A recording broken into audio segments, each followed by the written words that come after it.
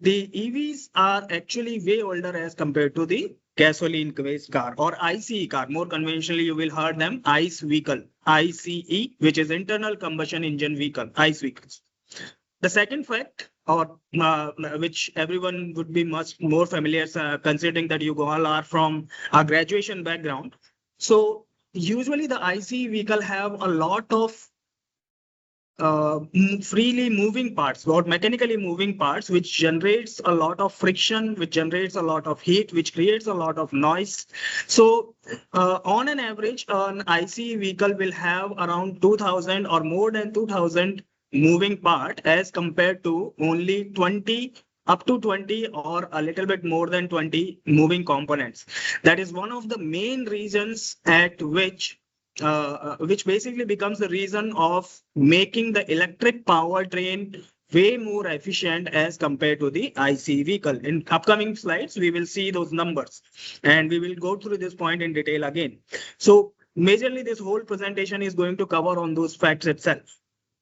Then the third fact is the battery can be worth more after the car is retired.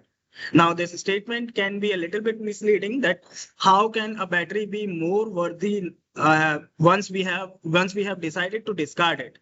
So here the idea behind is that once a battery is supposed or considered as non-usable or non-applicable for EV propulsion, but still it has almost 80% capacity. So in a simple example, when you purchase a new mobile phone, right, you might have noticed that the mobile phone is giving you a backup time of almost 24 hours, right, or more than 24 hours. But as your phone gets older, you might have noticed that now you have to charge your phone multiple times in a day, right? Or maybe more frequently as compared to the new mobile phone. So that basically shows that with respect to time, each and every battery loses its capacity. So in electric vehicle, we say that a battery pack is not useful for Hello. running the... Sanjeev sir, sorry to disturb you, just a moment. Please, can you explain in Hindi as well? There are a few students who Sorry. are... Yeah. Okay. Yeah, thanks for the feedback. I was not paying attention to the chat. Okay. So till now, if anyone has, अभी तक मैं हिंदी में explain, English में explain कर रहा था, तो अगर किसी को उनमें कोई question हो तो वो paste कर सकता है, अपने chat box में डाल सकता है. From now on, I will use mostly Hindi. Yeah, Ankit, don't worry, I'll start in Hindi only. Okay. So तीसरा फैक्ट जो हम बात कर रहे हैं वो है बैटरी. तो आप लोगों ने देखा होगा कि जब हम नया मोबाइल लेके आते हैं उस टाइम पे हम सिंगल चार्ज पे एक बार जब हमने मोबाइल चार्ज किया तो हम उसको 24 घंटे से ज्यादा भी यूज कर सकते हैं. बट जैसे जैसे वो फोन पुराना होता जाता है आपको बार बार फोन रिचार्ज करने की जरूरत पड़ती है, राइट. उसको बार बार चार्ज करने की जरूरत है, हो सकता है दिन में 2 बार भी चार्ज करना पड़े. सो वो हमें क्या इंडिकेट कर रहा है? इट इंडिकेट्स दैट बैटरी का जो कैपेसिटी था जब हमने नया परचेज किया था, इट हैज बीन रिड्यूस्ड, वो कम हो गया है.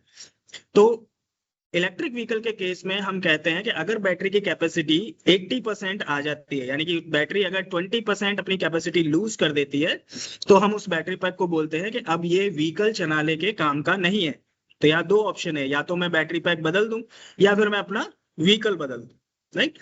सो ये जो मिथ है वो कई बार मिथ क्रिएट करती है मार्केट में कि ईवी अगर मैं खरीदता हूं तो बार बार मुझे बैटरी चेंज करने की रिक्वायरमेंट होगी, जो कि हम इन मिथ्स पे भी काम करेंगे कि इसका सॉल्यूशन क्या है या एक्चुअल फैक्ट इसके पीछे क्या है. But the third fact is basically that even though जब आपको बैटरी चेंज करने की रिक्वायरमेंट होती है तो वो बैटरी अभी भी वर्दी इनफ होती है, उसकी अभी भी मार्केट वैल्यू है, उसको अभी भी हम सेकेंड लाइफ प्रोवाइड कर सकते हैं. That is the third fact. Okay.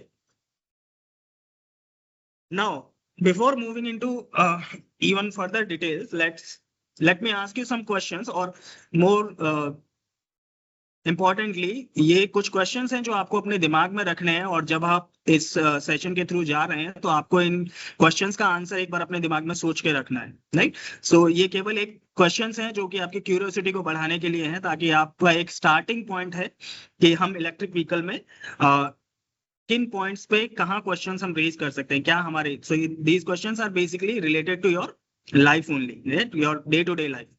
सो पहला क्वेश्चन है, have you ever been in और ड्रिवन एन ईवी? क्या आप कभी किसी इलेक्ट्रिक व्हीकल कार में बैठे हैं या इलेक्ट्रिक व्हीकल में बैठे हैं या आपने कोई इलेक्ट्रिक व्हीकल चलाया है? वो किस लिए? क्योंकि अगर आपने इलेक्ट्रिक व्हीकल चलाया है तो क्या आपने कोई डिफरेंस नोटिस किया? राइट? या प्रसाद सेज यस। सो आपने क्या क्या डिफरेंस नोटिस किए कि जब मैं आईसी चलाता था तो वहां अंदर बैठ के मुझे क्या क्या डिफरेंस दिखाई दिए? क्या आपको इंटीरियर में कुछ डिफरेंस दिखाई दिया? आपको गाड़ी का एज ए पैसेंजर आपके एक्सपीरियंस में कुछ चेंजेस आया? राइट? या फिर आप जब अंदर बैठे तो आपको कौन कौन सी चीजों के बारे में जानने की कोशिश पड़ी? फॉर एग्जाम्पल, एक सिंपल एग्जाम्पल लेते हैं, क्या आपने गियर नोटिस किया अगर आप इलेक्ट्रिक कार में बैठे हो या इलेक्ट्रिक बाइक पे अगर बैठे हो, मोटरसाइकिल पे, तो वहां गियर है कि नहीं है? राइट? सेकंड क्वेश्चन जो आपको सोचना है, that is, do you know how long it takes to charge an EV? Electric vehicle को अगर चार्ज करते हैं तो वो कितना टाइम लेता है? It can, whether it takes 5 minutes, yeah, it takes 30 minutes, or it takes 8 hours or something, right? तो जिन्होंने ओन किया है, जिनके पास इलेक्ट्रिक व्हीकल है उनके वो एक बेटर आइडिया होगा, जिनके पास इलेक्ट्रिक व्हीकल नहीं है उनके लिए भी नॉर्मली आइडिया होगा, but they have to think about this particular part also. And in this session आज जो हम सीखेंगे उसके बेसिस पे हम इस क्वेश्चन का ज्यादा बेटर आंसर दे पाएंगे कि it basically depends on what kind of charger you are using. आप कौन सा चार्जर यूज कर रहे हो, आपका बैटरी कैपेसिटी कितना है, वो सब हम जानेंगे। तो ये क्वेश्चन इन्हीं क्वेश्चंस को ट्रिगर करने के लिए था कि इसके बैकग्राउंड में, बैक एंड में क्या चल रहा है। नेक्स्ट है, can you name one type of EV battery chemistry? जब हम ईवी बैटरी की बात करते हैं तो किस टाइप की केमिस्ट्री, कौन से सेल हम यूज करते हैं, कौन सी बैटरी केमिस्ट्री होती है, बैटरी केमिस्ट्री का मतलब क्या होता है, या फिर हमें क्यों इसको जानने की जरूरत है? अगर मैं इंडस्ट्री में काम करना चाहता हूं, मैं बैटरी के मैन्युफैक्चरिंग कंपनी में अगर जाना चाहता हूं, तो मुझे ये चीजें जानना क्यों जरूरी है? राइट? सो कुछ एग्जाम्पल्स दिए हुए हैं, LFP, NMC, NCA, someone said lead acid, so lead acid is also correct, but that is not for propulsion purpose, right? Okay, now let's start with the main module. So the first question is, what is an EV battery? एक EV battery होती क्या है? Right? सो EV battery, अगर एक simple word में या simple definition अगर मैं कहना चाहूं तो EV battery is a high voltage rechargeable battery और high voltage rechargeable pack of energy. Right? It's a pack of energy that converts chemical energy into electrical energy. So एक simple definition अगर हम देना चाहें तो बैटरी एक energy का packet है जो कि एनर्जी को केमिकल फॉर्म में स्टोर करके रखती है और जरूरत पड़ने पर वो इस केमिकल एनर्जी को कन्वर्ट कर सकता है इलेक्ट्रिकल एनर्जी. अब हमें कंसेप्ट पता है कि इलेक्ट्रिक व्हीकल रन होता है मोटर से, इंजन की बजाय उसमें होता है मोटर, और मोटर को चलाने के लिए हमें चाहिए electricity. So battery is a device which can store electrical energy and convert it into, it can store electrical energy in form of chemical energy and it can convert it back to electrical as and when needed. तो एक battery pack जब हम बनाते हैं तो उसमें 3 main terminologies होती हैं. पहला होता है सेल, सेकंड है module and third one is pack. So pack is basically referring to battery pack. Okay, so cells क्या होते हैं? सेल्स होता है basically the building block of a battery pack, एक सिंगल यूनिट. फॉर एग्जाम्पल हम ले सकते हैं, हमारा ह्यूमन बॉडी भी सेल्स से मिलकर बना हुआ है, राइट? या अगर हम किसी बिल्डिंग की बात करें तो उसका एक बेसिक बिल्डिंग ब्लॉक होता है ईंट, राइट? एक ब्रिक. तो वो ब्रिक क्या है? उसके लिए एक बेसिक बिल्डिंग ब्लॉक है, यूनिट बिल्डिंग ब्लॉक. तो ऐसे ही एक बैटरी पैक के लिए बिल्डिंग ब्लॉक जो होता है, सिंगल बिल्डिंग ब्लॉक होता है, वो होता है सेल्स, राइट? एक सबसे छोटा यूनिट किसी एक बैटरी पैक में. सो नॉर्मली एक सेल जो है वो मैक्सिमम आपको 3 या 4 वोल्ट के आसपास वोल्टेज प्रोवाइड करता है, पर एक इलेक्ट्रिक व्हीकल को चलाने के लिए 3 या 4 वोल्ट का वोल्टेज इनफ नहीं होता है. तो हमें क्या करना होता है? हमें बहुत सारे सेल्स यूज करने होते हैं. तो हम बहुत सारे सेल्स को जब सीरीज या पैरेलल में कनेक्ट करते हैं तो हम मॉड्यूल सेल्स फेज से हम मूव करते हैं मॉड्यूल के फेज में. तो हमने यहाँ क्या किया? नंबर ऑफ सेल्स लिए, बहुत सारे सेल्स लिए और सेल्स को सीरीज या पैरेलल में कनेक्ट किया. तो उन सबको मिला के हम बोलते हैं एक मॉड्यूल हमने तैयार किया. तो ऑब्वियसली मॉड्यूल का वोल्टेज और मॉड्यूल का करंट रेटिंग जो होगा वो एक इंडिविजुअल सेल से ज्यादा होगा. डिपेंड करेगा कि आपने सेल्स सीरीज में लगाए हैं या आपने सेल्स पैरेलल में कनेक्ट किए. ओके, तो a group of cells connected in series or parallel is known as module. अब जब हम बहुत सारे मॉड्यूल्स को एक साथ लेते हैं, बहुत सारे मॉड्यूल्स हमने एक साथ कनेक्ट किए, जस्ट लाइक सेल्स, अगर मैंने बहुत सारे मॉड्यूल्स लिए, उनको हमने कनेक्ट किया, उसके साथ में अगर मैंने BMS, so is BMS term, anybody knows what BMS is?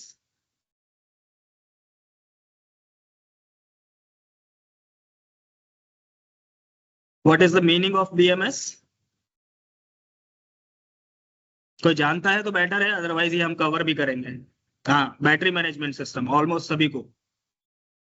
someone said battery manufacturing, so just correct it, it is battery management system। so इसका काम बेसिकली है बैटरी को मैनेज करना, राइट।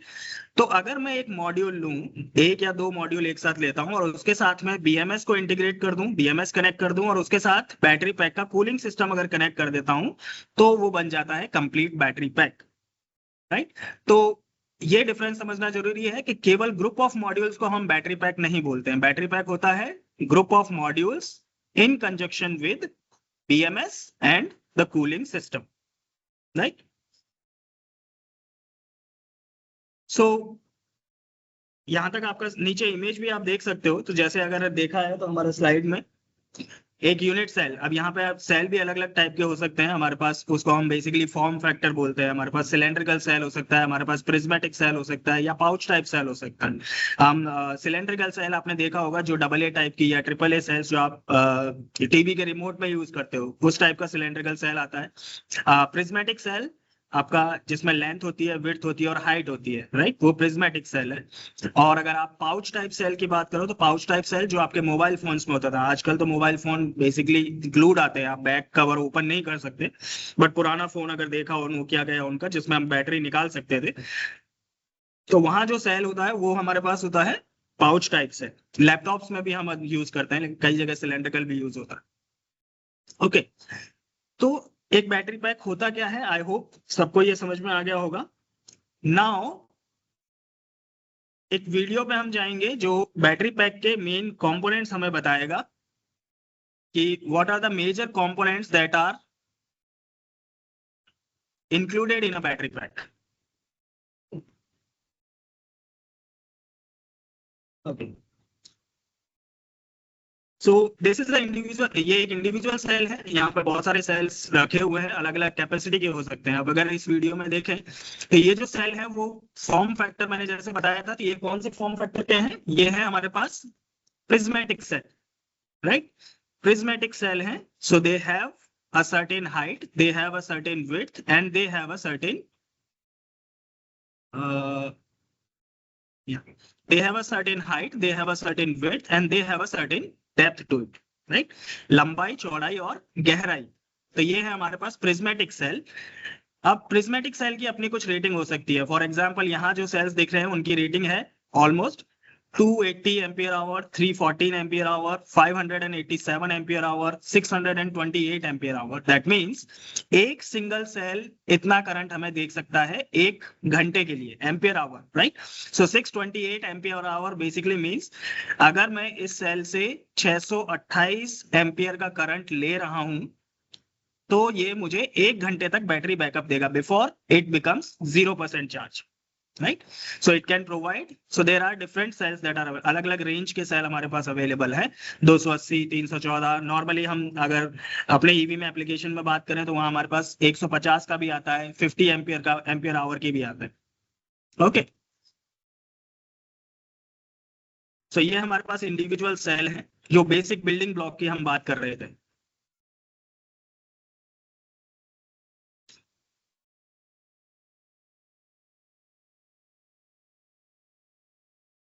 सेकंड कंपोनेंट जो है इसके अंदर वो है हमारे पास बैटरी सेल ग्लू और एडहेसिव, हम जिसकी बात कर सकते हैं। तो आप दो सेल्स के बीच में ये व्हाइट कलर की लाइन दे सकते हो, या तो वहां पे हमारे पास इस तरीका का ग्लू लगा हुआ है। अब एक चीज मैं पहले बता देना चाहता हूँ कि हर सेल की अगर बात करें तो बनाने का थोड़ा सा तरीका अलग हो सकता है। ये सिर्फ एक जनरलाइज्ड ओवरव्यू दे रहा हूँ कि किस तरह से बैटरी पैक तैयार होता है। बहुत से लोग डबल साइड टेप भी यूज कर सकते हैं, बहुत से लोग ये फोम टाइप एडेसिव यूज करते हैं, डिपेंडिंग ऑन कि आप कितना कैपेसिटी का बैटरी पैक यूज कर रहे हो या कितना कैपेसिटी का बैटरी पैक आप डिजाइन कर रहे हो, बट बेसिक प्रोसेस इतनी रहेगी कि आपको एक इंडिविजुअल सेल लेना है, उनको एक साथ कंबाइन करना है। तो यहाँ पे हमें दिखाया हुआ है एडेसिव ग्लू। तो दो सेल्स के बीच में आपके पास ये जो व्हाइट कलर का स्क्रीन दिख रहा है, ये दो पर्पज के लिए काम आता है। एक तो आपके सेल्स को चिपका के रखना, साथ में स्टैक करके रखना, और दूसरा बीच में एक कुशन प्रोवाइड करना, क्योंकि जब सेल चार्ज होते हैं या डिस्चार्ज होते हैं तो उनके अंदर का टेम्परेचर इंक्रीज होता है। जब टेम्परेचर इंक्रीज होता है तो सेल एक्सपैंड भी होते हैं, राइट, थोड़ा सा फूलते भी हैं, तो उनको हल्की सी जगह मिलती है एक्सपैंड करने के लिए, तो उसके ऊपर ताकि मैकेनिकल स्ट्रेस ना पड़े, राइट। सो ये फोम टाइप टेप है जो कि सभी सेल्स के बीच में लगी है। तो अभी हम मॉड्यूल बना रहे हैं यहाँ पर।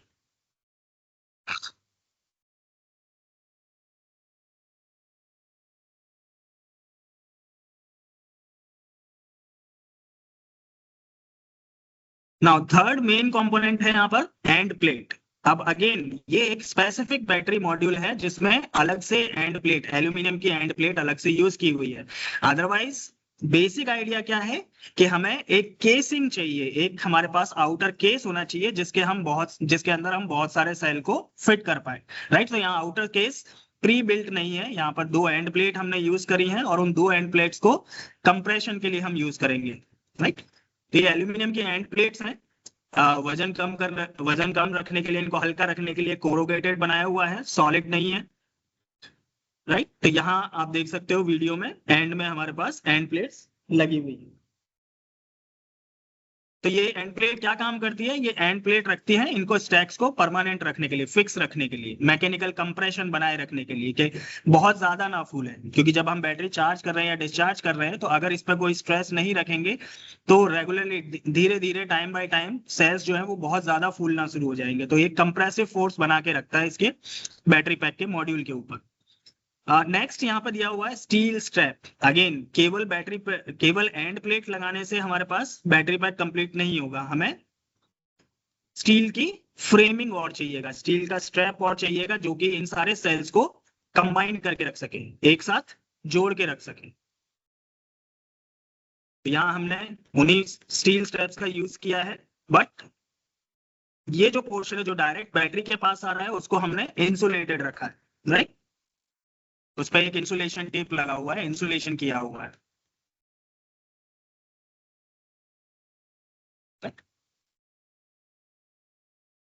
और लास्ट बट नॉट लीस्ट एक मेजर कंपोनेंट आता है जिसको हम बोलते हैं सीसीएस। सीसीएस होता है सेल कनेक्ट सिस्टम। तो ये बेसिकली आपका वायरिंग हार्नेस, आप समझना चाहो तो ये बेसिकली वायर्स हैं जो कि अलग अलग सेल, आप फॉर एग्जांपल इस मॉड्यूल के अंदर जो आपको इमेज में दिख रहा है वहां हमारे पास 1 2 3 4 5 6 7 8 9 10 11 12 13 ऑलमोस्ट 13 सेल्स प्रिज्मेटिक सेल लिए हैं, उनको हमने कनेक्ट किया है। तो अब 13 सेल्स को एक साथ कनेक्ट भी करना है। हमने कहा था मॉड्यूल क्या होता है, नंबर ऑफ सेल्स को आप एक साथ लो और उनको सीरीज या पैरेलल में कनेक्ट करो।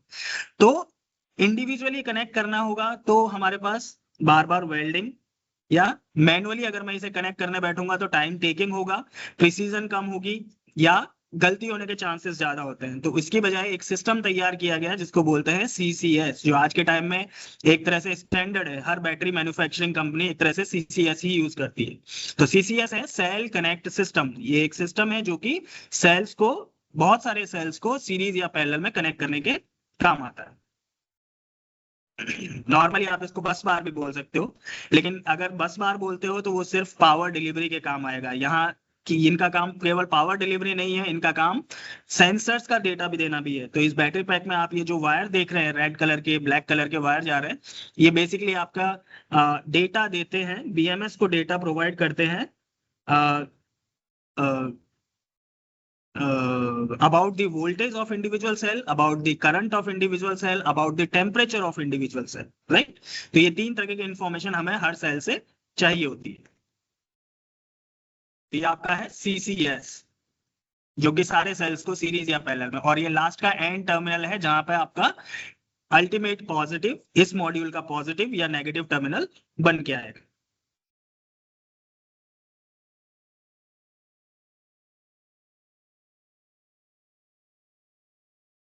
राइट।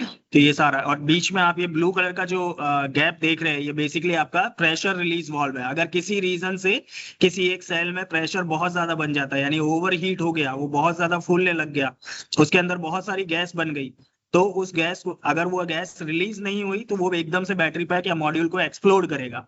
तो उस केस में जब ओवर प्रेशराइज हो जाता है कोई सेल, तो ये प्रेशर रिलीज वाल्व ओपन हो जाता है और वो सेल का प्रेशर जो है वो रिलीज हो जाता है। तो अचानक से बैटरी पैक पर एक्स्ट्रा मैकेनिकल फोर्स या मैकेनिकल स्ट्रेस नहीं आने देगा।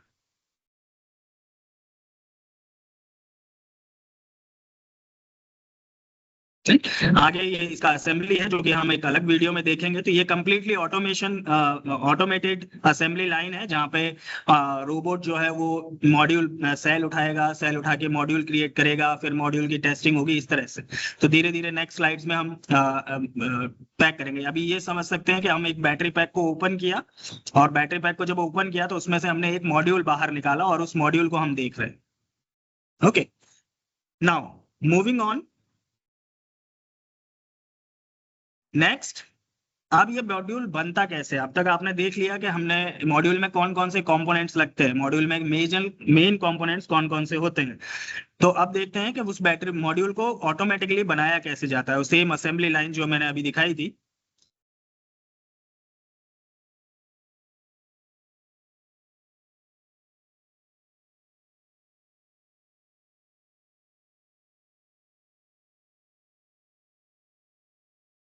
सो ये हमारा एक रोबोटिक आर्म है, जो इंडस्ट्री ऑटोमेशन का एक बेस्ट एग्जांपल है। हमारे पास एक रोबोटिक आर्म है जो कि हमारे पास प्री टेस्टेड, हमने शॉर्टिंग करा। जब हम बैटरी पैक बनाते हैं, तो जब हम सेल खरीदते हैं किसी से, तो उन सेल का पहले फिजिकल इंस्पेक्शन होता है, राइट। हम देखते हैं कोई सेल खराब तो नहीं आया है, तो शॉर्टिंग बोलते हैं उस स्टेज को। जब शॉर्टिंग करके हमने जो सही सही सेल थे उनको एक जगह रखा स्टेशन पर, और वहां से रोबोट जो है वो उस स्टेशन से सेल के पैक उठा रहा है, सेल लोड कर रहा है कन्वेयर बेल्ट पर।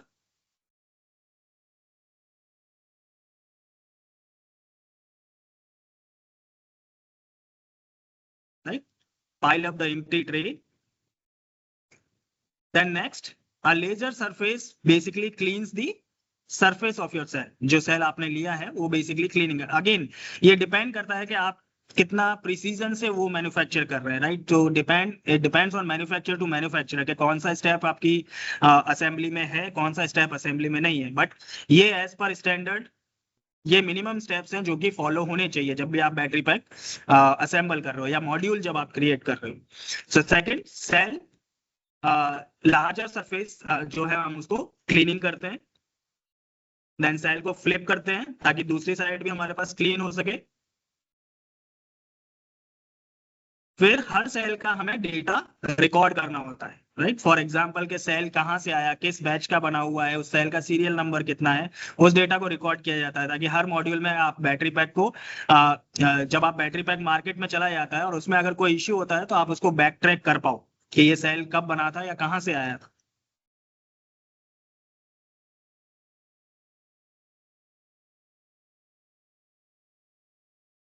So again flipping as per requirement, then taping on the cells large surface.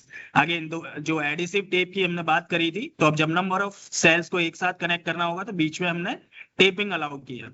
So taping on cells large surface to make the module, then cleaning the side of cell,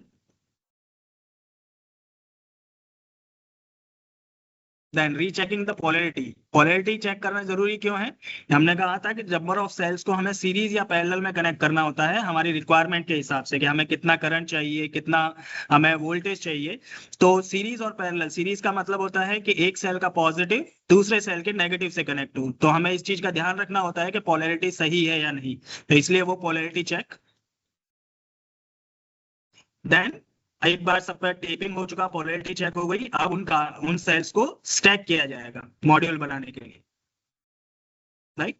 यहाँ पे बहुत सारे cell हम series parallel इस तरह से stacking हो रही है। नेक्स्ट है एंड प्लेट फिक्सिंग, जो बताया था कंप्रेसिव फोर्स बनाने के लिए, या आउटर केसिंग की हम बात कर सकते हैं कि अब इन सेल्स को जो होल्ड करके रखेगा एक मॉड्यूल के अंदर। तो लास्ट की एल्यूमिनियम प्लेटिंग इसमें लगाई गई है, एंड प्लेट। ये आ जाता है आपका जो फ्रंट फेस है उसका ग्लोइंग के लिए, जो आपका टॉप रहेगा जिसके ऊपर आपका CCS आएगा, सेल कनेक्ट सिस्टम, तो ये बेसिकली एक इंसुलेशन और थर्मल प्रोटेक्शन के लिए होता है, एपॉक्सी प्लेट जिसको हम बोलते हैं, राइट। तो ये इंसुलेशन प्रोवाइड करता है, थर्मल प्रोटेक्शन प्रोवाइड करता है। ये कंप्लीट मॉड्यूल आपका एक तैयार हो गया है, सेमी फिनिश इसको कह सकते हैं। तो इस मॉड्यूल को आप असेंबली लाइन में भेजा गया है, यहाँ पे आपका एंड प्लेट पर कोडिंग की जा रही है, मॉड्यूल का आइडेंटिफिकेशन, बेसिकली इस मॉड्यूल को कैसे जाना है, सारी इंफॉर्मेशन उस कोड से हमें मिल सकती है। लास्ट में पोल्स आइडेंटिफाई किए जा रहे हैं, देन जो पोल्स हैं पॉजिटिव और नेगेटिव टर्मिनल जहां पे हमें कनेक्टर लगाना होगा, CCS हम कनेक्ट करेंगे या जहां हम स्पॉट वेल्डिंग करेंगे कनेक्शन के लिए, उनको क्लीन किया जा रहा है।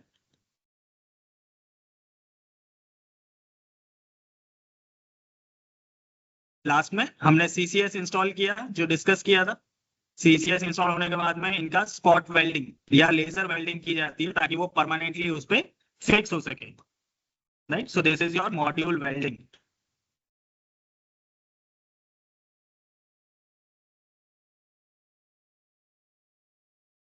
मॉड्यूल वेल्डिंग, देन अब फाइनल अपना इसमें टेस्ट होता है end of line test. End of line test का मतलब होता है कि कोई भी प्रोडक्ट किसी कस्टमर को देने से पहले या शिपमेंट से पहले हम उसे फाइनली चेक करते हैं कि वो सही से काम कर रहा है नहीं कर रहा, सेफ है या नहीं है, एज पर स्टैंडर्ड बना है या नहीं बना है। तो लास्टली हम वही चेक कर रहे हैं। सो फर्स्ट चेक किया है इसने मॉड्यूल इंसुलेशन, कि इसका इंसुलेशन प्रॉपरली है कि नहीं है। अगर लीकेज करंट होता है तो वो भाई कहीं बॉडी में लीकेज करंट तो नहीं आ रहा है, या इसका वोल्टेज कितना है, प्रॉपर वोल्टेज मेंटेन कर रहा है कि नहीं कर रहा।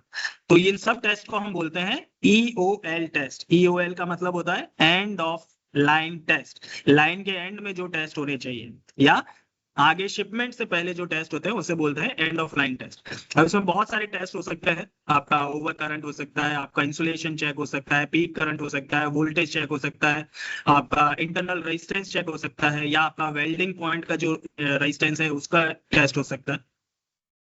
फाइनली एक केसिंग आ गई। अब ये हमारे पास एक बैटरी पैक का मॉड्यूल तैयार हो रहा है। तो कंप्लीट मॉड्यूल हम फिक्स करेंगे एक एक्सटर्नल मैकेनिकल स्ट्रक्चर में, राइट। सो दे बॉटम, जो फ्रेम का बॉटम है वो हमने लिया, उस पर हमने ग्लू लगाया,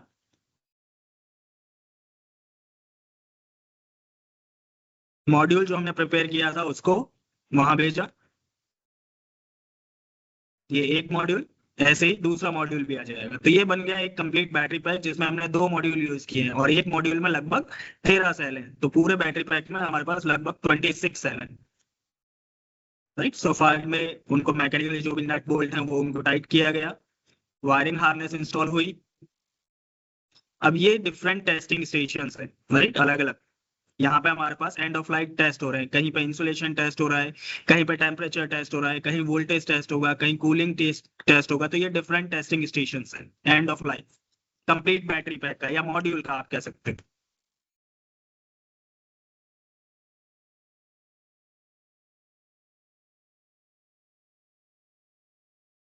और फाइनली ऊपर का कवर, दी अपर कवर जो है वो इंस्टॉल किया जाता है। तो ये बेसिकली एंड में हमारे पास एक बैटरी पैक दिखा दिया इसने कि बैटरी पैक कैसे करना।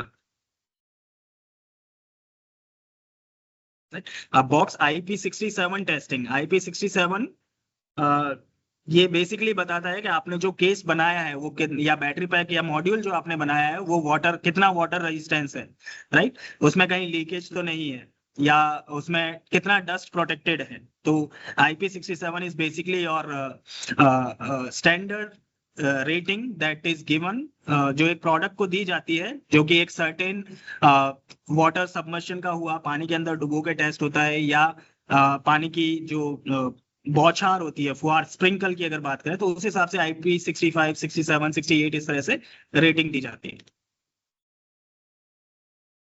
और फाइनली ये कंप्लीट होके एंड में आपका लोड जो पैक है वो अनलोड हो जाता है। Now moving on to next, I hope everyone got the understanding. सबको समझ में आया, वीडियो एक्सप्लेन हुआ था तो?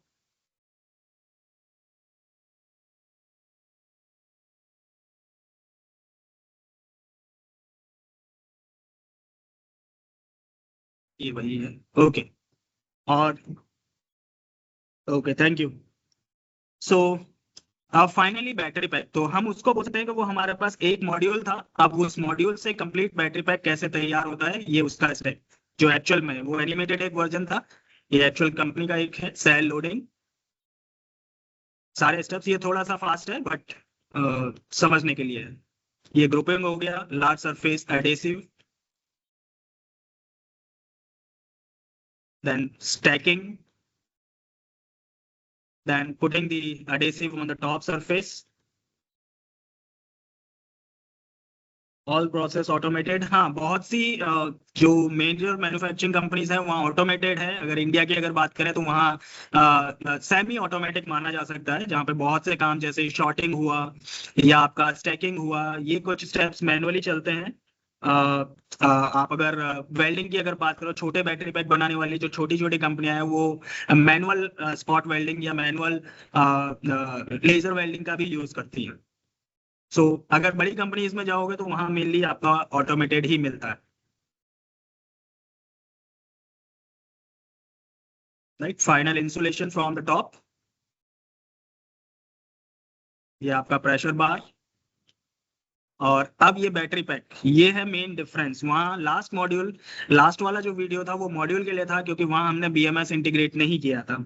यहाँ पे हमने क्या बीएमएस इंटीग्रेट किया और इसी के साथ यहाँ पे कूलिंग सिस्टम भी इसका इंटीग्रेट होता है। और फाइनल अपना हाई वोल्टेज कनेक्टर्स हमने यूज किए, टॉप कवर, और ये फाइनली केसिंग। तो ये एक हमारा बैटरी पैक तैयार हुआ जिसमें ये ऑरेंज टैब आप देख सकते हो लेफ्ट साइड राइट साइड में। तो ये है बेसिकली आपके high voltage input output terminals. Right, इसके अलावा आपको जो छोटे टैब्स दिखेंगे वो बेसिकली कूलिंग के लिए हो गए। लिक्विड कूलिंग हो सकता है, एयर कूलिंग। अब ये क्लोज केस है तो इसमें most probably you will find liquid cooling only. So I hope in video से आपको क्लियर हुआ होगा कि सेल लेवल पे क्या होता है, मॉड्यूल लेवल पे क्या होता है और उससे बैटरी पैक कैसे बनता है। अब एक प्रोसेस फाइनली रह गया है, वो है कि सेल कैसे बनता है, तो वो हम नेक्स्ट स्लाइड में नेक्स्ट वीडियोस में देखेंगे। उससे पहले अब जो हमने बैटरी पैक यूज किया, उस बैटरी पैक में जो सेल यूज किया था वो सेल कौन सा था। राइट, तो हम जो डेली अपने घरों में रिमोट में या टॉय कार्स में यूज करते हैं वो बेसिकली हमारे प्राइमरी सेल होते हैं। प्राइमरी सेल मतलब नॉन रिचार्जेबल सेल, जिनको हम रिचार्ज नहीं कर सकते। एक बार अगर वो डिस्चार्ज हो गए हमें नया खरीदना पड़ता है, रिप्लेस करना पड़ता है।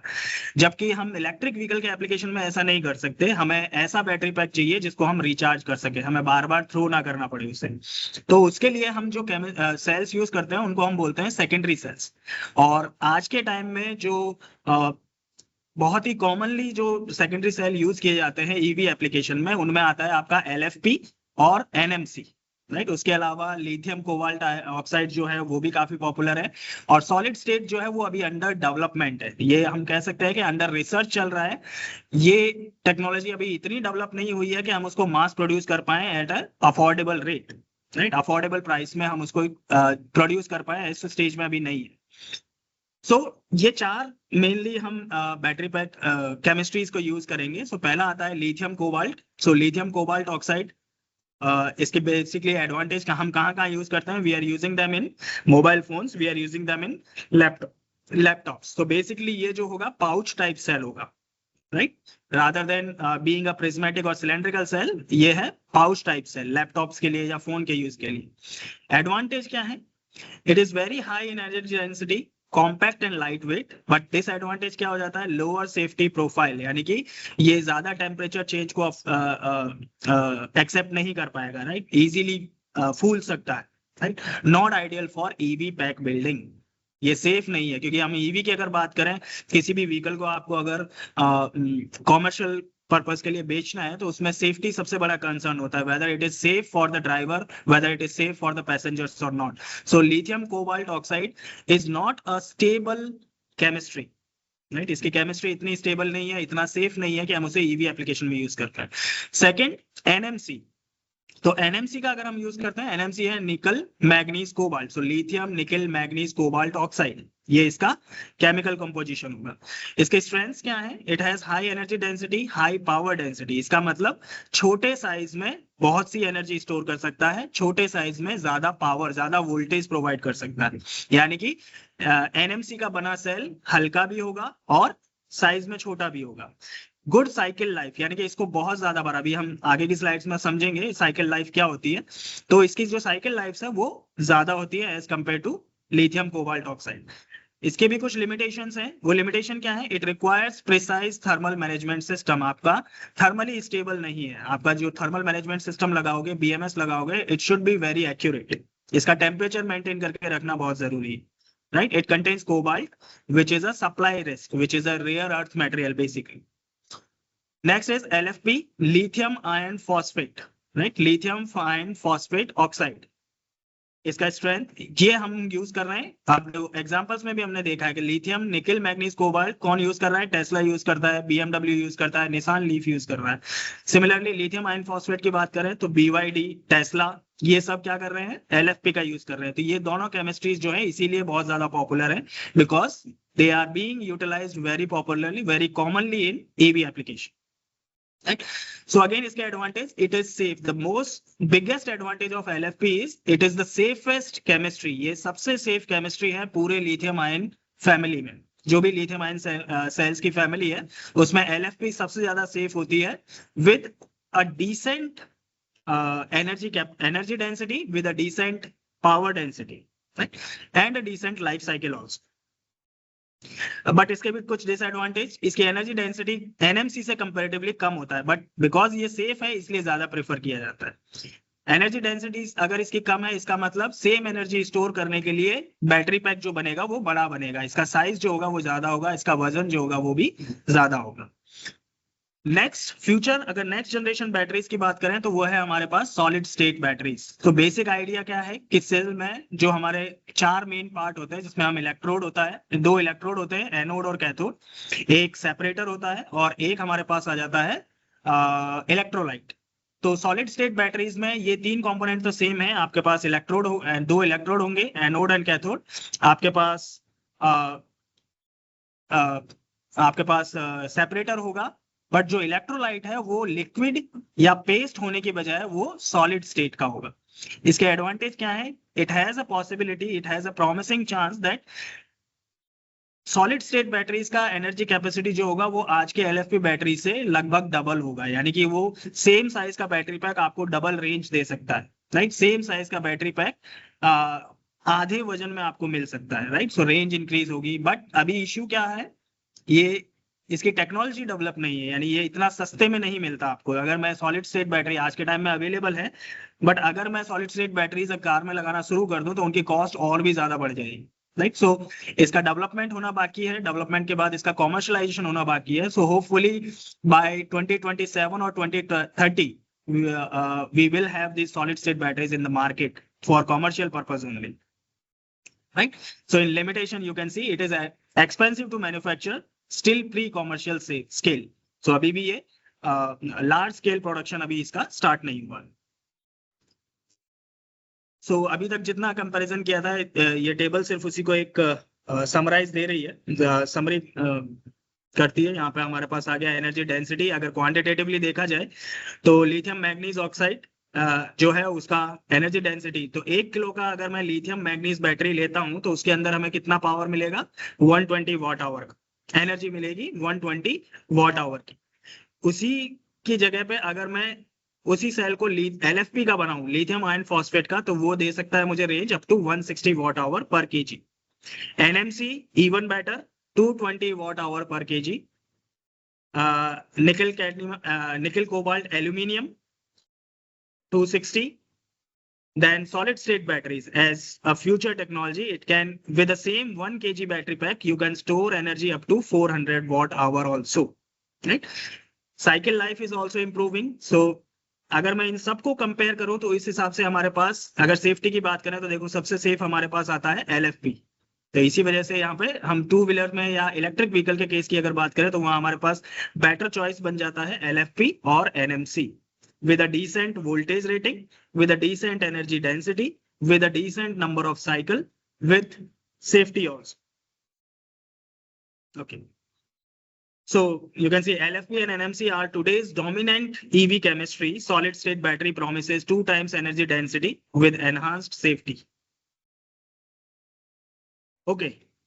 तो अभी तक हमने देखा था एक मॉड्यूल कैसे बनता है, मॉड्यूल का कैसे असेंबल किया जाता है, और मॉड्यूल्स को असेंबल करके एक बैटरी पैक कैसे तैयार होता है। तो हमारा एक लास्ट पॉइंट रह गया था कि वो यूनिट सेल जो है वो कैसे बनता है, राइट। तो अब सेल कैसे बनता है, जो हमने बात करी थी लिथियम आयन फॉस्फेट, हमने बात करा लिथियम निकेल कोबाल्ट की, एल्यूमिनियम कोबाल्ट की अगर हमने बात करी, तो वो सेल कैसे बनता है, this video is going to explain that particular point.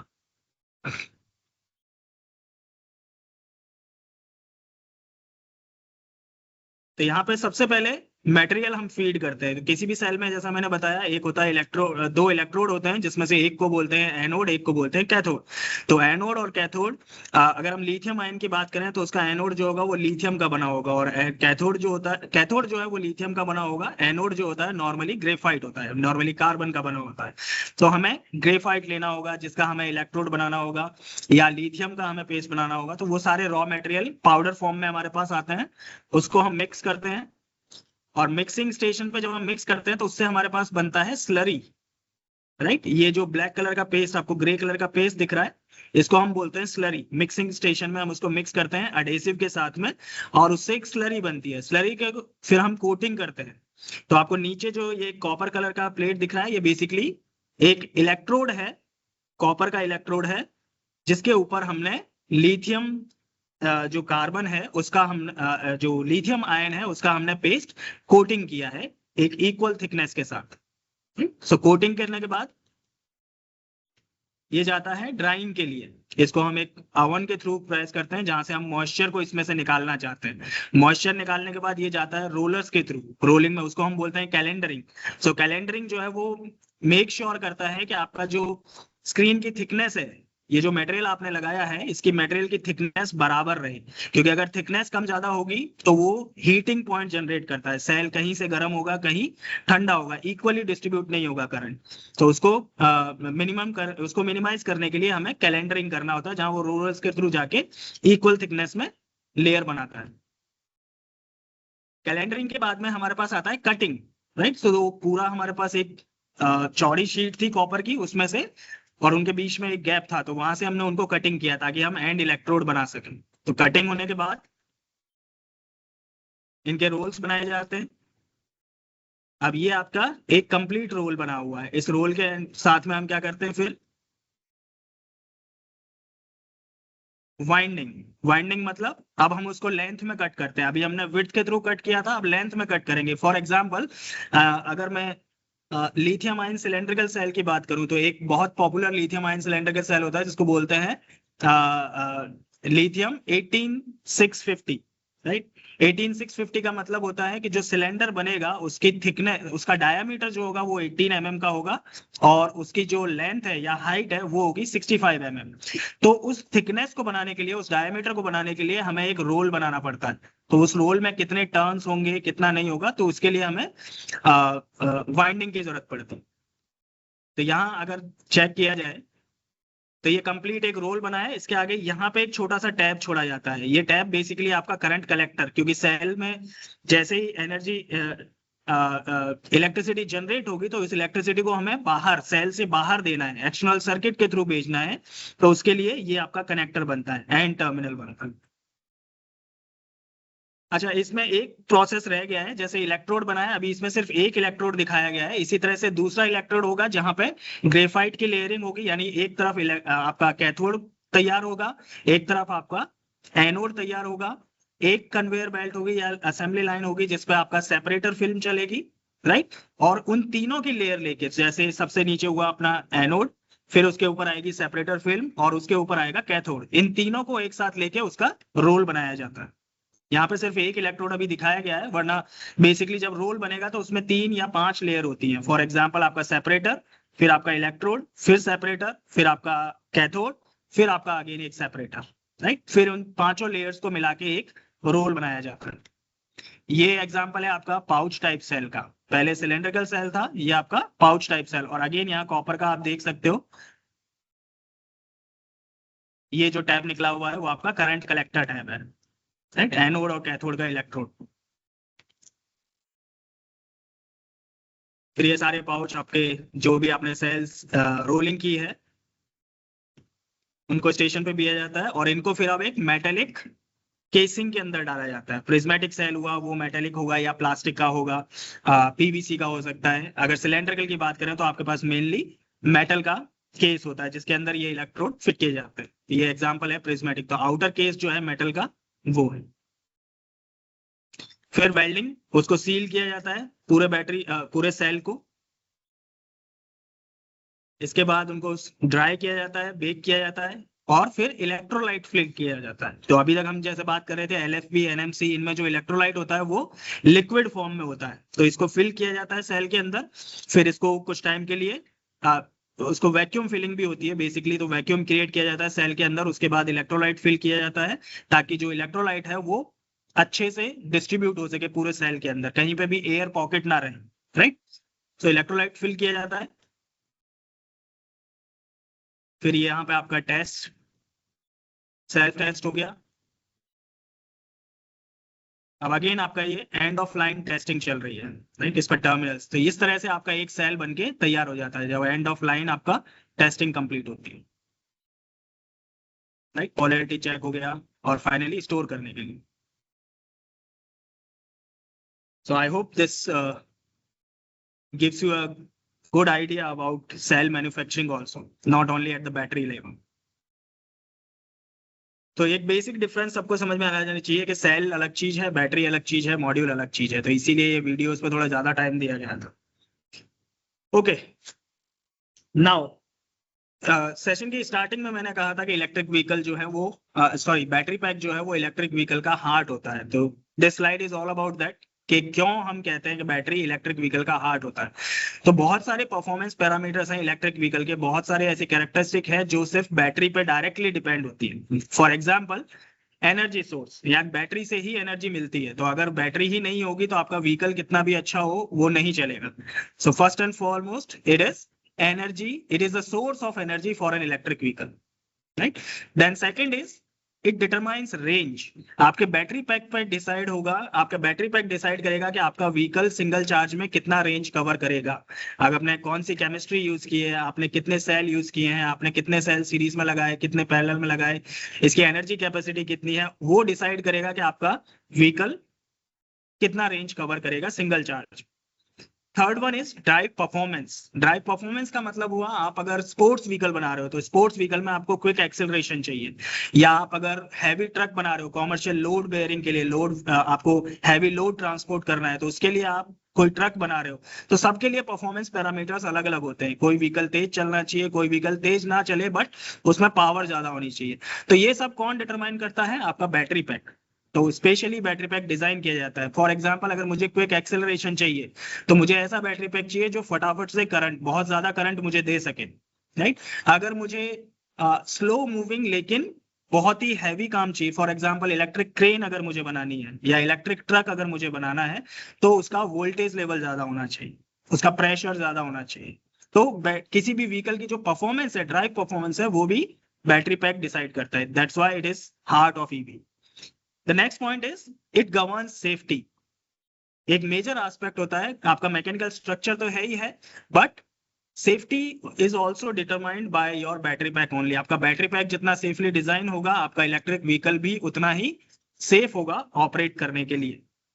Next point आता है बिगेस्ट कॉस्ट ड्राइव। सबसे बड़ी बात पैसा। राइट। तो इलेक्ट्रिक व्हीकल का ऑलमोस्ट अगर मैंने 10 लाख का गाड़ी खरीदा है तो 10 लाख में लगभग 5 लाख 4 लाख के आसपास का कॉस्ट सिर्फ बैटरी पैक के लिए है। तो एक बहुत बड़ा फैक्टर होता है। तो आप बैटरी पैक जो है वो इफेक्ट करता है कि पूरे व्हीकल का कॉस्ट क्या होगा, वो मार्केट में कितना बिक सकता है। Right. So that is also one of the factor why batteries are known as the heart of EV. And lastly sustainability. हम जो इतना जोर दिया जा रहा है ईवी ईवी ईवी, जिसके लिए आपको सब्सिडी मिल रही है, जिसके लिए हर ओरिजिनल इक्विपमेंट मैन्युफैक्चरर और ओरिजिनल कार मैन्युफैक्चरर जो है वो अब ईवी स्ट्रीम में जा रहा है, वो किस लिए जा रहा है? To make an impact on the environment, to make a positive impact on the environment, right? तो sustainability जो है वो भी डिपेंड करती है आपकी बैटरी पे। So zero tell pipe electric vehicle क्या है, उसमें टेल पाइप में कोई इमिशन, टेल पाइप तक ही नहीं होता। टेल पाइप इमिशन तो दूर की बात है, इलेक्ट्रिक व्हीकल में टेल पाइप भी नहीं होता। तो इस तरह से एनवायरमेंट को इंप्रूव करने के लिए, उसकी सस्टेनेबिलिटी को मेंटेन करने के लिए भी रेस्पॉन्सिबल कौन है? Battery pack. So these are 6 main reason जिसकी वजह से EV is known as the heart of battery is known as the heart of electric vehicle. So in this section 2 कुछ major points जो हमने रखे, एक basic quick review कि इस second session में हमने क्या किया था. So EV battery pack is a system of cell, module, pack, right? So cell होता है, cell से module, module से pack. Lithium ion is dominant technology today. Some major technology हमारे पास NMC और LFP है, right? Coming to next part. How EV batteries work. तो अब battery pack हमने बना लिया, लेकिन अब ये काम कैसे करता है. जब हम सेल की बात करते हैं तो वो एनर्जी, तो इसमें मेनली इस सेक्शन में हम कवर करेंगे 3 क्वेश्चंस के आंसर हम ढूंढेंगे. पहला है how energy is stored and discharge. क्या एनर्जी स्टोर होती है जब हम सेल को चार्ज करते हैं और सेल को डिस्चार्ज करते हैं, तो सेल के अंदर क्या हो रहा होता है, ये हमें क्यों जानना है, ताकि हम प्रॉपर सेल सिलेक्शन कर पाए. जब हम बैटरी पैक बनाए तो हमें कौन सा सेल लेना है वो समझ पाए. तो सेल के अंदर क्या होता है, की टर्म्स क्या होती हैं, और EV battery, how electric vehicle compare to the traditional fuel tank. इसका कंपैरिजन हम फ्यूल टैंक के साथ करेंगे. पहला हो गया, जब हम चार्ज करते हैं, डिस्चार्ज करते हैं, तो जब हम सेल को चार्ज करते हैं, प्लग इन पे लगाते हैं, बैटरी को जब चार्ज होने के लिए प्लग करते हैं, तो वो वहां एक्चुअली होता क्या है कि हम एक वोल्टेज अप्लाई कर रहे हैं, उस सेल के टर्मिनल के अक्रॉस एक वोल्टेज अप्लाई करते हैं. वो वोल्टेज क्या है, बेसिकली एक प्रेशर है, जिस प्रेशर की वजह से आयंस जो है वो एक जगह से निकल के दूसरी जगह जाते हैं. क्योंकि बैटरी का काम क्या है, करंट प्रोवाइड करना. करंट क्या होता है, flow of, rate of flow of charge, किस रेट से आपका चार्ज फ्लो कर रहा है, राइट. तो उस चार्ज के फ्लो को बनाने के लिए हमें वोल्टेज प्रोवाइड करना पड़ता है. जब हम वोल्टेज लगाते हैं, आयंस मूव होते हैं तो एनर्जी स्टोर होती है. जब एक डायरेक्शन में होता है तो एनर्जी स्टोर होती है. जब हम डिस्चार्ज करते हैं, यानी सेल को जब किसी लोड के साथ कनेक्ट करते हैं, तो वहां पे अगेन एक वोल्टेज, बैटरी पैक जो है वो वोल्टेज लगाता है, जिससे आयंस जो है वो अपोजिट डायरेक्शन में मूव करना स्टार्ट होते हैं और एनर्जी जो है वो रिलीज होने लग जाती है, सेल जो है वो डिस्चार्ज होने लगता है. एक नॉर्मल वीडियो जिसमें बता रहे हैं कि आपके हो गए कैथोड और एनोड, एक सेल कैसे चार्ज होता है, कैसे डिस्चार्ज होता है.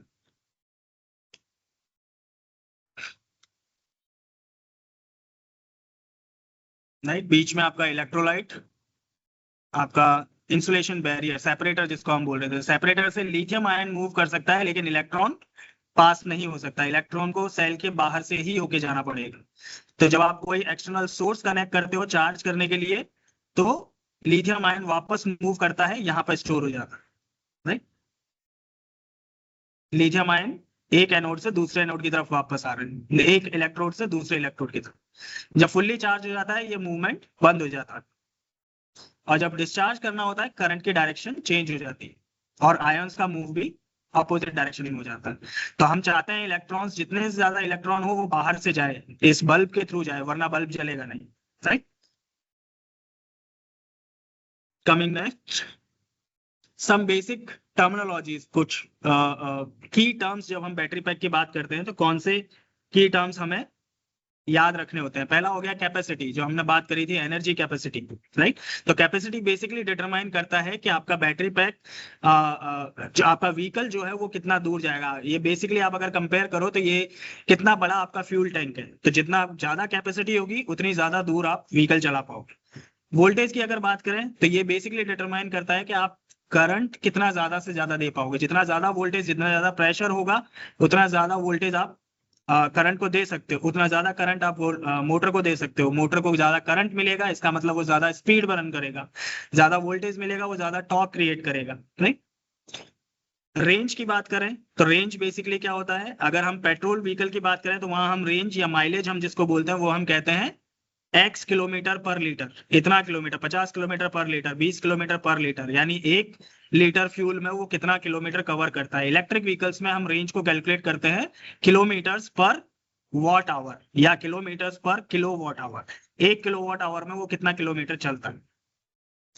देन चार्जिंग साइकिल, तो जो साइकिल, लाइफ साइकिल की हम बात कर रहे थे, चार्जिंग साइकिल की बात कर रहे थे. जब हम सेल को, एक फुल्ली सेल को पूरा डिस्चार्ज करते हैं और फिर उसको दोबारा पूरा चार्ज करते हैं, ये कहलाता है सेल का एक साइकिल, राइट. एक साइकिल.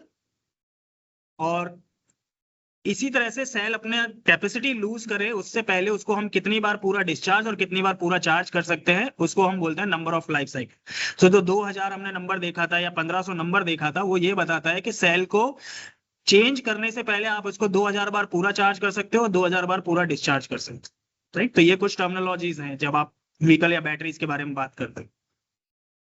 बेसिक कंपैरिजन, अगर मैं फ्यूल टैंक से कंपेयर करूं तो एनर्जी स्टोरेज, अगर फ्यूल टैंक की बात करें तो वो कितने लीटर का है, यहाँ हो जाएगा बैटरी कितने वॉट आवर की है या किलो वॉट आवर की। रिफ्यूलिंग की अगर बात करें तो टैंक के लिए हमारे पास टाइम जो लगता है वो लगभग 5 मिनट, मैक्सिमम 5 मिनट लगता है। यहाँ पे डिपेंडिंग ऑन चार्जिंग, आप फास्ट चार्ज यूज कर रहे हो, स्लो चार्जिंग यूज कर रहे हो, टाइम चेंज हो सकता है। फ्यूल कॉस्ट की अगर बात करें तो ऑब्वियसली जो पेट्रोल डीजल है वो काफी महंगा है as compare to electricity. Efficiency की अगर बात करें तो फ्यूल टैंक जो है या आईसी व्हीकल जो है वो मैक्सिमम एफिशिएंसी देता है 20 to 30%। यहाँ एफिशिएंसी हमारे पास 85 to 90%। Some key takeaways, then charging and charging infrastructure. एक सेकंड पॉइंट, क्या हम बैटरी पैक, अब हमने सेल समझ लिया, सेल का वर्किंग समझ लिया जिसमें हमने चार्जिंग और डिस्चार्जिंग समझ ली। तो अब चार्जिंग और डिस्चार्जिंग के लिए जो इंफ्रास्ट्रक्चर यूज होता है उसे हम बोलते हैं चार्जिंग इंफ्रास्ट्रक्चर। तो कौन कौन से टाइप के चार्जर होते हैं? सबसे पहले हमारे पास 3 तरह के चार्जर हैं। एक होता है लेवल 1 चार्जर जिसको हम स्लो चार्जर भी बोलते हैं, और ये बेसिकली अपना single phase AC charging system, right. So normally इसमें जो अप्लाइड वोल्टेज होता है वो होता है 120 वोल्ट का। और अगर मैं किसी व्हीकल को स्लो चार्ज कर रहा हूं तो नॉर्मली मैं हर घंटे लगभग 2 से 5 माइल का रेंज ऐड कर रहा हूं, तो फुल्ली चार्ज होने में उसको लगभग 12 से 18 घंटे या उससे ज्यादा भी लग सकता है अगर मैं उसे स्लो चार्ज करता हूं। लेवल 2 चार्ज, ये भी एसी चार्जिंग है but this is 3 phase AC charging which can hold up to 240 volt, right? So it is a little bit fast charger compared to a level 1 charging system. So इस हिसाब से battery pack को full charge होने में लगभग 4 से 10 घंटे या ओवरनाइट चार्जिंग हम जिसको बोलते हैं वो हो सकता है। And third one is ultra fast charging, और simply we call it DC fast charging, जिसमें ऑपरेटिंग वोल्टेज या चार्जिंग वोल्टेज जो है वो 400 से 800 वोल्ट तक का हो सकता है, और 20 से 30 मिनट के अंदर आप नॉर्मली 10% से 80% तक चार्ज कर सकते हो, right. It will take hardly 30 minutes और 40 मिनट्स। कहाँ हम यूज करते हैं? अगर मैं लेवल 1 और लेवल 2 की बात करूं तो वो नॉर्मली आपको होम चार्जिंग सिस्टम में मिल जाएगा। घरों पे अगर आपको व्हीकल चार्ज करना है तो आपको हमेशा एसी चार्जिंग सिस्टम ही मिलेगा, घरों में कभी आपको डीसी चार्जिंग सिस्टम नहीं मिलेगा। डीसी चार्जिंग सिस्टम आपको मिलेगा चार्जिंग स्टेशन, जो पब्लिक चार्जिंग स्टेशन होते हैं हाईवेज पे या रोड पे, कॉमर्शियल, जहां आप पे करके चार्ज कर सकते हो, वहां आपको डीसी चार्जिंग मिलेगी। चार्जिंग स्पीड हमने देख लिया, level 1 level 2 are slower as compare to DC. Cost जो होगी वो होम चार्जिंग की कॉस्ट कम होती है as compare to public charging. Convenience की अगर बात करें, आप घर बैठे चार्ज कर रहे हो, यहाँ आपको जाना पड़ेगा, सेशन बुक करना पड़ेगा, इस तरह से। Then best for daily commute, अगर आप गाड़ी को डेली चला रहे हो तो उसके लिए आपको होम चार्जिंग सिस्टम ज्यादा बेटर है एज कम्पेयर टू अगर लॉन्ग जर्नी पे जा रहे हो या वहां जा रहे हो, तब आपको पब्लिक चार्जिंग में चार्ज करना बेटर है, क्योंकि वहां आपको चार्जिंग जल्दी करनी है और continue with the continue with your journey. Okay, coming next, the next session is benefit and challenges of the battery pack or EV batteries basically. So lower life cycle emissions, तो हम electric vehicle की अगर बात करें तो environmental impact, तो पूरे life में जब हमने इलेक्ट्रिक व्हीकल बनाना शुरू किया तब से लेके जब हमने इलेक्ट्रिक व्हीकल को डिस्कार्ड किया, उस ड्यूरेशन में जो इलेक्ट्रिक एनवायरमेंट रिलीज होता है, जो एनवायरमेंटल हार्मफुल गैसेस रिलीज होती है, वो कम होता है as compare to the IC vehicle. So cleaner grid over time, जैसे जैसे हम रिन्यूएबल एनर्जी इंटीग्रेट करते जाएंगे वैसे वैसे हमारा इलेक्ट्रिक व्हीकल जो है वो और भी ज्यादा ग्रीन ऑप्शन बनता जाएगा। Battery recycling and reuse, third option आता है कि हम बैटरी को रिसाइकिल या उसको रीपर्पस कैसे कर सकते हैं, राइट। सो अगर कार चलाने के काम नहीं आ रहा तो मैं उसे सोलर पैनल्स में यूज कर सकता हूँ इलेक्ट्रिकल एनर्जी स्टोर करने के लिए।